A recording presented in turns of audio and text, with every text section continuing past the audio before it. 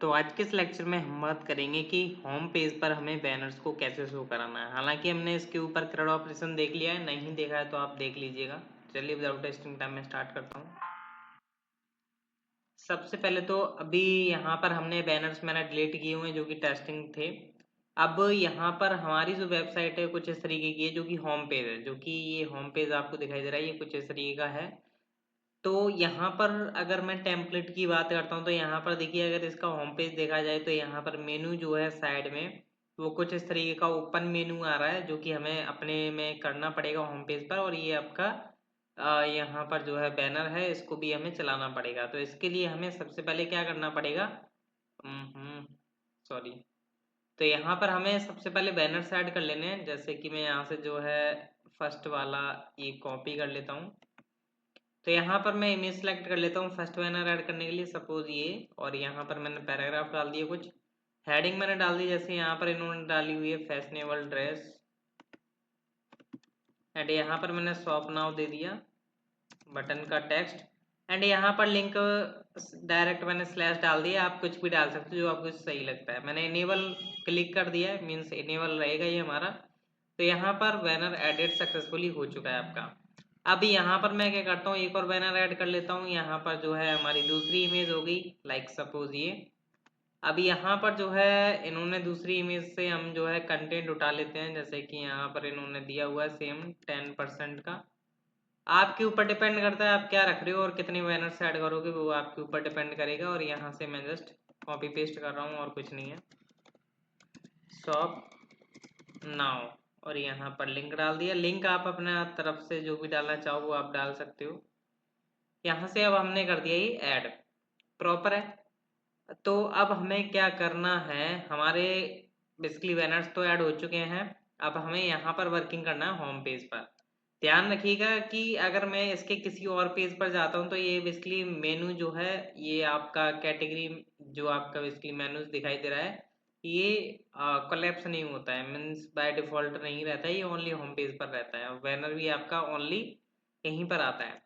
तो सबसे पहले आपको index.html फाइल इसकी ओपन कर लेनी है, जो भी आपकी बेसिकली टेम्पलेट का रहेगा। एंड यहाँ पर नीचे आ जाना है। नीचे आने के बाद जहाँ पर इन्होंने डाला हुआ है नेव बार, ये रहा।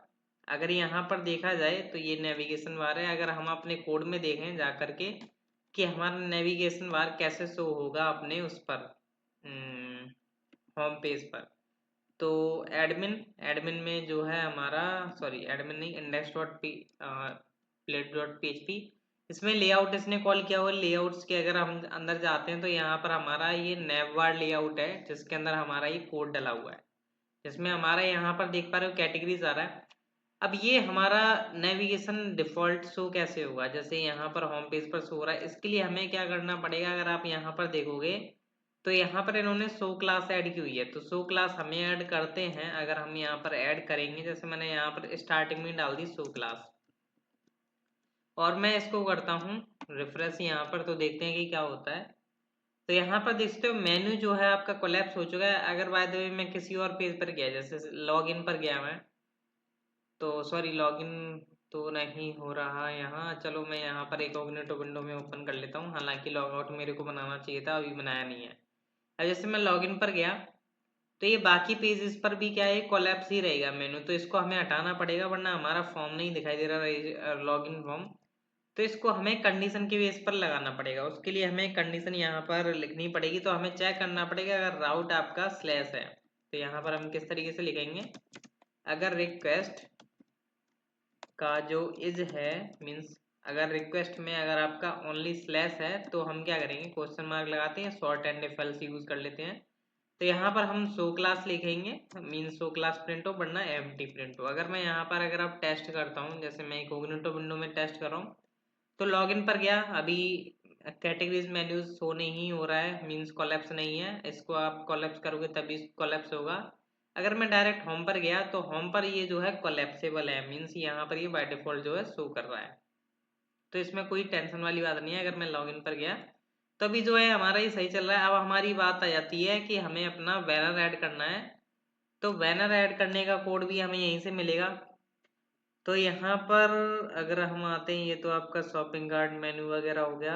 हाँ, ये रहा हेडर क्राउजल। तो ये हमें कॉपी करना पड़ेगा, तो ये पूरा कॉपी कर लो जितना भी ये डिव है, यहाँ से लेकर के, सॉरी, ये यहाँ से लेकर के यहाँ तक है, तो मैं जस्ट यहाँ से कॉपी करता हूँ इतना पूरा का पूरा पार्ट इसका। ये मैंने कॉपी कर लिया है। अब ये मेरे को कहाँ रखना है, मेरे को रखना है अपने जहाँ पर ये हमारे लॉगिन रजिस्टर का नेविगेशन बार चल रहा है। तो नीचे आता हूँ मैं, और नीचे आने के बाद यहाँ पर देख सकते हो ये नेविगेशन बार स्टार्ट है आपका, और जहाँ पर हमारा लॉगिन रजिस्टर, ये रहा लॉगिन रजिस्टर, ये नेविगेशन बार है। जस्ट इसके बाद में मेरे को यहाँ पर ऐड कर देना है। पर ध्यान रखिएगा, अगर मैं इसको सेव कर देता हूँ यहाँ से, और अगर मैं रिफ्रेश करता हूँ यहाँ पर, तो यहाँ पर देख पा रहे हो अगर मैं लॉगिन पेज पर हूँ तब भी ये मेरा बैनर आ रहा है। अगर मैं होम पेज पर जाता हूँ तब तो आना चाहिए, बिल्कुल अभी परफेक्ट लुक लग रहा है इसका। बट अगर मैं रजिस्टर पर जाता हूँ तब भी ये क्या हो रहा है, बैनर शो हो रहा है, और हालांकि नीचे आ रहा है फॉर्म। तो ऐसा नहीं होना चाहिए, तो इसके लिए भी हमें क्या करना पड़ेगा, थोड़ा मैं कंट्रोल जेड करता हूँ, और यहाँ पर भी मैं सेम कंडीशन लगाऊंगा, @ इफ रिक्वेस्ट इज स्लैश है, तो उस केस में क्या हो हमारा ये डिप चले। मैं शिफ्ट अल्ट प्लस एफ कर लेता हूँ थोड़ा फाइल को, मीन्स फॉर्मेट करने के लिए डेटा को, मीन्स कोड को। तो यहाँ पर जो है अब मैंने रिक्वेस्ट इज लगा दिया। अगर ये रिक्वेस्ट स्लैश होती है मीन्स कि हमारा होम पेज होगा, तभी ये शो होगा आपका बैनर। तो देख सकते हो लॉगिन पर भी नहीं शो होगा, ना रजिस्टर पर शो होगा, मतलब और किसी पर शो नहीं होगा। अगर मैं होम पेज पर जाता हूँ तभी ये बैनर आएगा, और आपका कोलैप्सिबल मेनू आपका यहाँ पर शो होगा। तो प्रॉपर है, इसमें कोई दिक्कत नहीं होनी चाहिए। अब यहाँ पर हमें इस डेटा को डायनेमिक करना है। हालांकि ये देख सकते हो स्क्रॉलेबल चल रहा है आपका प्रॉपर, तो इसको अब हम कर देते हैं क्लोज, और इसकी भी ज़रूरत नहीं है। अब हम आते हैं वर्किंग पर, तो यहाँ पर हम हेल्पर मेथड क्रिएट करेंगे। तो app helpers and helpers dot php, यहाँ पर हम अपना मॉडल इंपोर्ट कर लेते हैं जो कि है बैनर,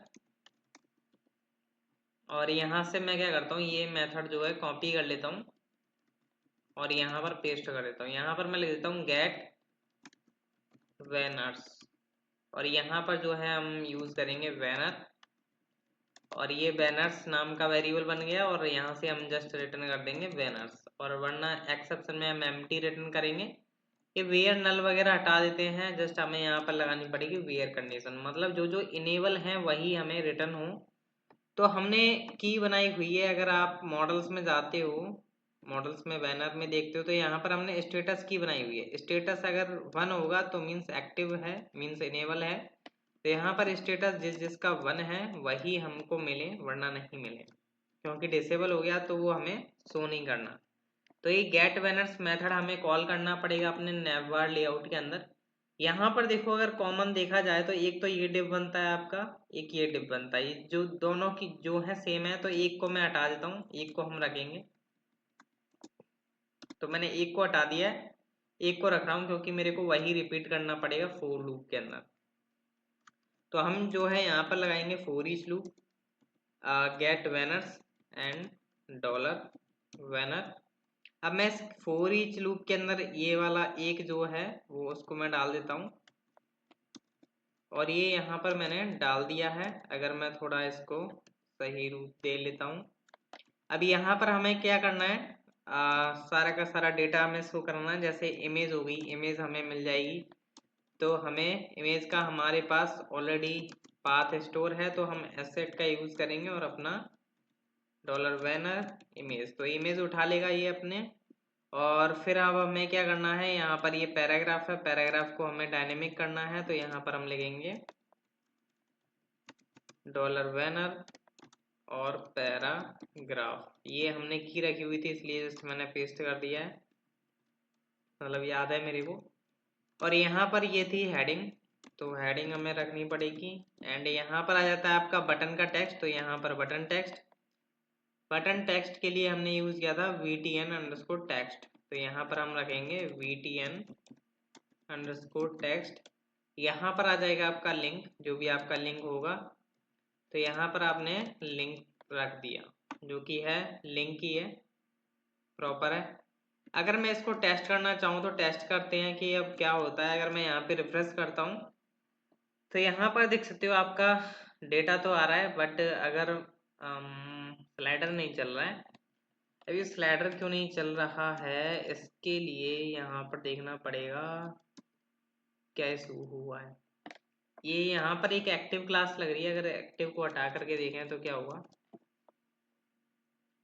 तो बैनर जा चुका है, तो अब हमें लगता है कि फर्स्ट बैनर को एक्टिव करना पड़ेगा। तो इसके लिए हमें क्या करना पड़ेगा, यहाँ पर एक PHP वेरिएबल ले लेते हैं @PHP एंड PHP $x=0, या आप v_x रख सकते हो, क्या पता कहीं और हम बाद में यूज़ करें x वेरिएबल को, तो इसलिए। तो यहाँ पर मैं क्या करूँगा, इसको जस्ट कॉपी पेस्ट कर देता हूँ। यहाँ पर जो है मैं प्लस प्लस कर देता हूँ, प्लस प्लस। अगर v_, यहाँ पर मैं कंडीशन लगाऊंगा,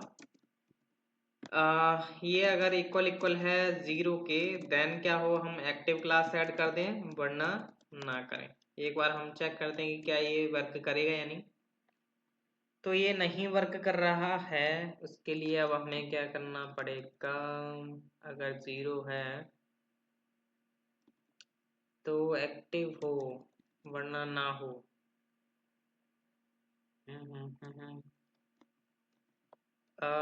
सॉरी, एक बार हम जो है एक बार मैं प्रिंट करा के देखूंगा, या तो मेरे को बंद कराना पड़ेगा।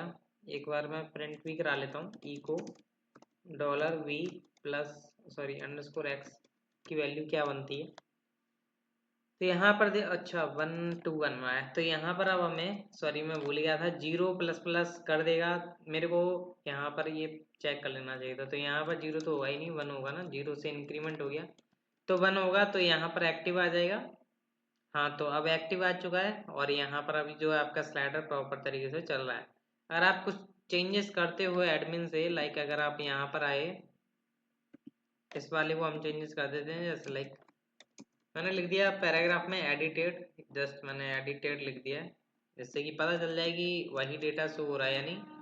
तो अब यहाँ पर देखिएगा, इसमें देख सकते हो एडिटेड आ चुका है और आपका प्रॉपर चल रहा है। यहाँ पर आपका लिंक भी चलेगा, तो ये बेसिकली यहीं रिफ्रेश कर रहा है क्योंकि हमने यही डाला हुआ था।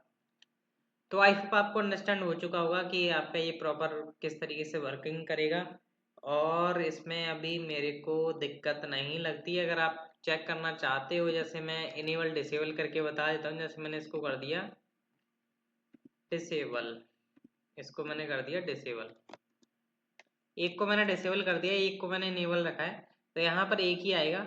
यहाँ पर देख सकते हो दूसरा आ ही नहीं रहा है, मैं लेफ्ट राइट पर कर रहा हूँ पर आ नहीं रहा है। बट अगर मैं इसको इनेबल कर दूंगा तो ये आ जाएगा। अगर मैंने यहाँ से इनेबल कर दिया और रिफ्रेश करता हूँ अगेन, तो अब जो है स्लाइडर आपका प्रॉपर चल रहा है। तो मीन स्लाइडर आपका वर्किंग हो चुका है। नेक्स्ट लेक्चर देखना ना भूलिएगा, जिसमें हम आगे के सेक्शन की बात करेंगे, जो कि है ये। फिर आपका आ जाता है कैटेगरीज का, जिसमें आपके 15 प्रोडक्ट्स वगैरह जो भी काउंट्स होगा वो आपको यहाँ पर दिखाई देगा। तो नेक्स्ट लेक्चर देखना ना भूलिए। Thank you.